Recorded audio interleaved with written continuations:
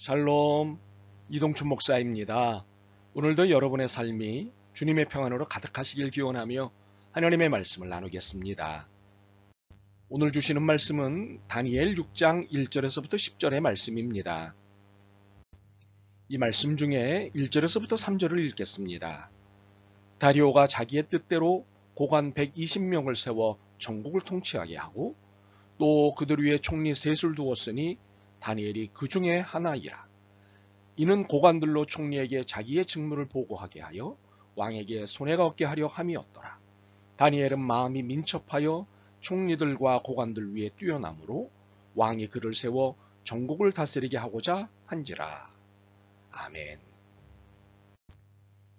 다니엘 6장 1절로부터 10절 말씀을 본문으로 다니엘의 그 기도라는 제목으로 말씀을 나누도록 하겠습니다. 맨손으로 호랑이를 잡으려 하는 사람이 있습니다. 맨몸으로 태평양을 건너려는 사람이 있습니다. 혹시 이런 사람을 무엇라 하는지 아시는지요? 공자는 논어와 시경에 이런 사람을 무모한 사람이라고 했습니다. 표호빙하라고 표현했습니다. 맨손으로 호랑이를 때려잡고 황하를 걸어서 건넌다는 뜻이지요. 용감한 듯 보이지만 어리석은 행동이니 이렇게 살지 말라는 교훈입니다. 상식을 가진 사람이라면 대개 동의하는 교훈입니다. 그런데 표호빙하가 기도입니다. 맨손으로 호랑이를 잡게 해달라고 하는 것, 맨몸으로 태평양을 건너게 해달라고 하는 것이 기도입니다. 무모한 요구고 상식에서 벗어난 행동입니다. 그런데 이것이 기도입니다. 오늘 본문의 이야기입니다. 다니엘은 다리오 왕이 아끼는 신하였습니다. 그 누구보다도 출중한 지혜와 정직한 성실함을 가지고 있었기 때문입니다. 그런데 다니엘을 향한 왕의 총애가 다른 신하들에게는 시기의 대상이었습니다. 그러나 이러한 시기에는 나름의 이유가 더 있었습니다. 다니엘은 소위 굴러온 돌이었기 때문입니다.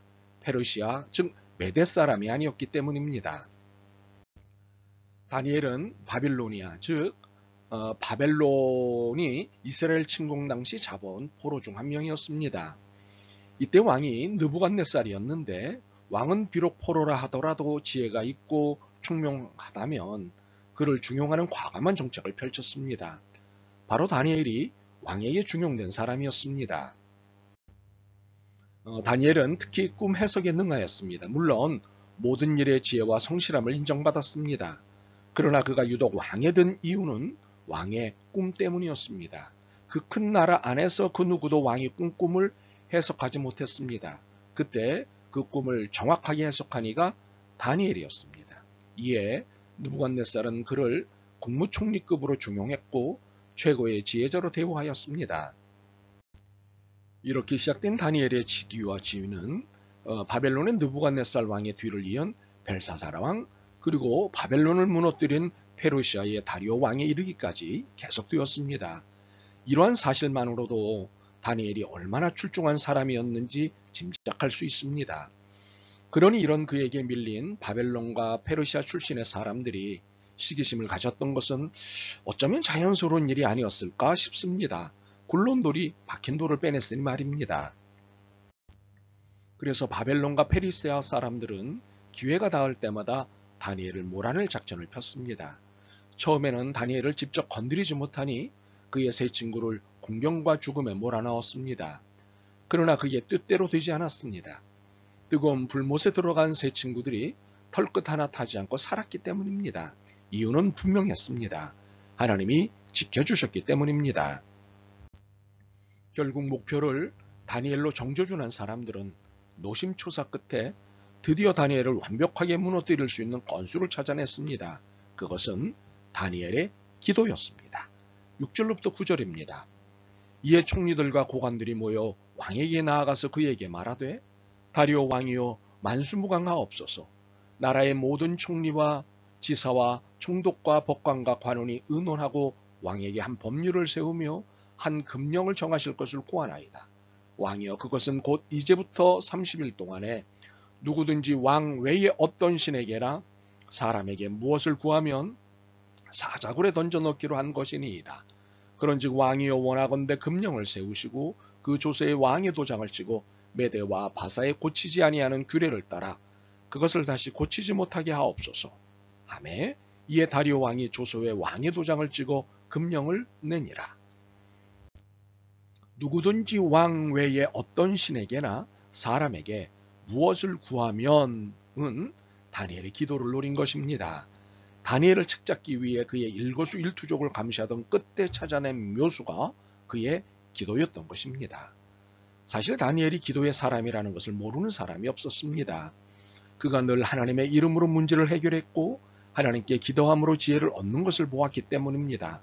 다니엘은 만사에 정직했고 성실했습니다. 그리고 기도하는 사람이었습니다. 그러니 다니엘이 기도의 사람이라는 것은 모든 사람이 아는 바였습니다. 그런데 지금까지는 아무런 문제도 없었던 다니엘의 기도에 시비가 붙은 것입니다. 기도하면 죽는다 였습니다. 기도 때문에 사는 다니엘에게 전쟁이 선포된 것입니다. 그렇습니다. 다니엘이 만난 상황은 현실이고 영적 전쟁이었습니다.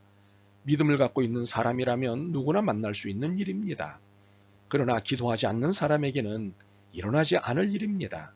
굳이 기도를 방해할 일이 없기 때문입니다.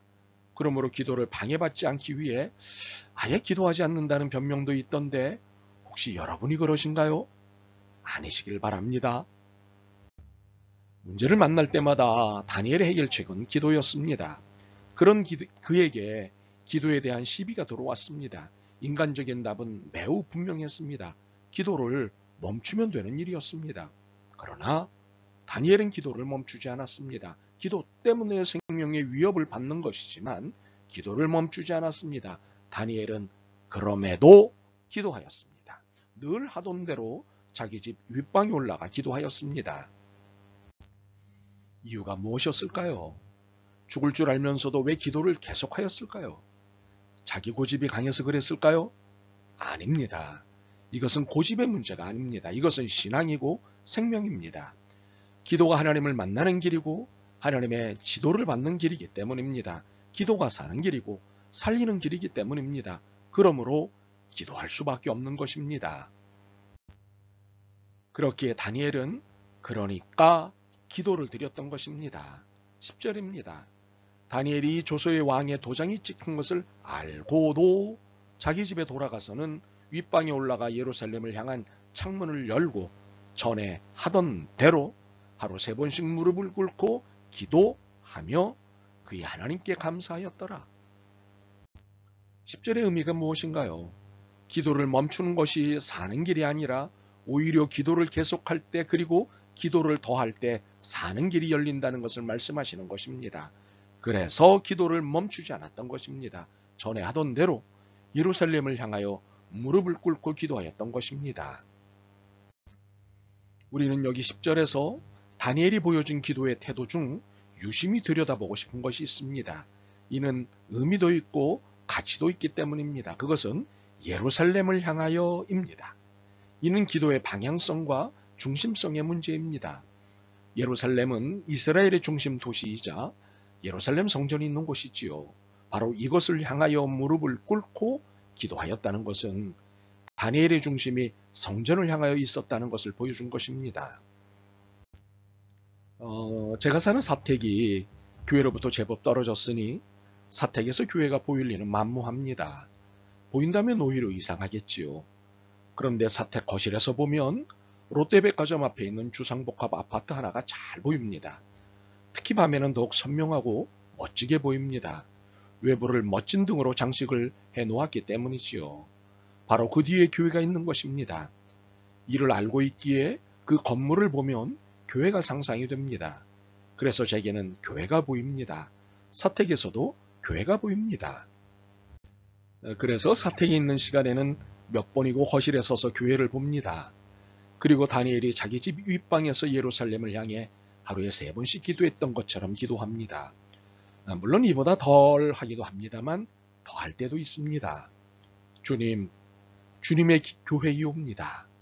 주님의 교회를 긍휼히 여기시옵소서. 살아가는 성도들에게 복을 주옵소서. 살아가는 성도들이 삶과 믿음을 잘 견뎌내게 하옵소서. 지혜와 능력과 권세를 주옵소서. 다니엘의 기도의 태도를 모방한 이러한 기도 행위는 기도에 힘을 보태줍니다. 우리는 다니엘의 기도의 태도에서 세 가지 태도를 볼 수 있습니다. 첫 번째는 그리고 기도입니다. 두 번째는 그럼에도 기도입니다. 세 번째는 그러니까 기도입니다. 다니엘은 만사의 최선을 다했습니다. 그리고 기도하였습니다. 다니엘은 생명의 위협을 받았음에도 기도하였습니다. 다니엘은 기도할 수밖에 없었기에 기도했습니다. 결국 다니엘이 옳았습니다. 그 어떤 위협도 다니엘을 이기지 못하였습니다. 그 어떤 문제도 다니엘을 묶어놓지 못했습니다. 이유는 단 하나였습니다. 기도의 사람이었기 때문입니다. 이처럼 우리도 다니엘이 될 수 있습니다. 기도의 사람이면 됩니다. 아멘. 주님, 다니엘의 기도를 배우겠습니다. 그리고 기도하고, 그럼에도 기도하고, 그러니까 기도하겠습니다. 기도를 멈추지 않겠습니다. 더 기도하겠습니다. 힘을 주옵소서. 예수 그리스도의 이름으로 기도드립니다. 아멘. 오늘도 여러분의 믿음과 삶을 응원합니다. 사랑합니다.